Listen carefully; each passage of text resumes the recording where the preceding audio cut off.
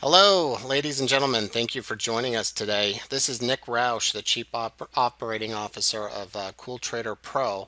And today I'm very pleased to share with you our technology, which we certainly believe here that it's a game-changing and disruptive technology that is going to change an industry. So thank you for taking time out of your busy schedules to learn more about Cool Trader Pro, our product and opportunity. So our mission statement here at Cool Trader Pro is to restore confidence to the middle class investor by leveraging technology and innovation. And you're going to learn about that today and how we're going to do that. But before we get started, I'd like to just share our legal disclaimer with you.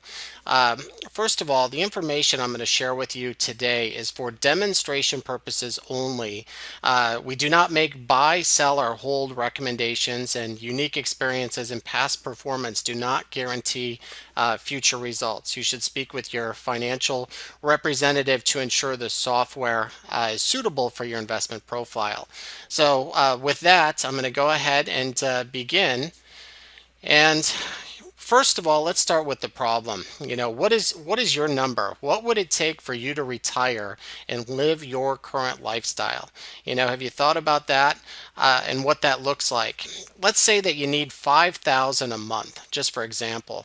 And I'm going to quote an article here from Time that was from February of 2013. And the article states, for every 1,000 of monthly income you want over a 30-year retirement, you need 269,000 in the bank. So for 5,000 a month, you would need 1.35 million saved in order to, live the lifestyle you want to live in those golden years.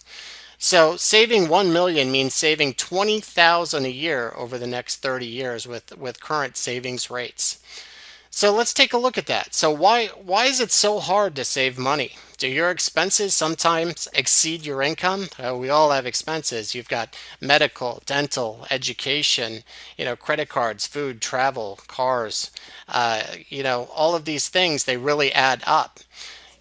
Is there often too much month left at the end of your money? Yeah, it's a saying that we have here at the office. We've all got, plenty of bills and expenses, every single month. And, after the end of the month, how much is left to save? So why is it so hard to grow what you save? Let's take a look at this. Savings accounts, less than 1% a year. CDs, treasuries, and bonds, 1 to 3% a year. Mutual funds, in 2011, 70% of mutual funds lost money. Now, we know in 2012 the market was up, but mutual funds, the buy and hold strategy, which we'll get into a little more,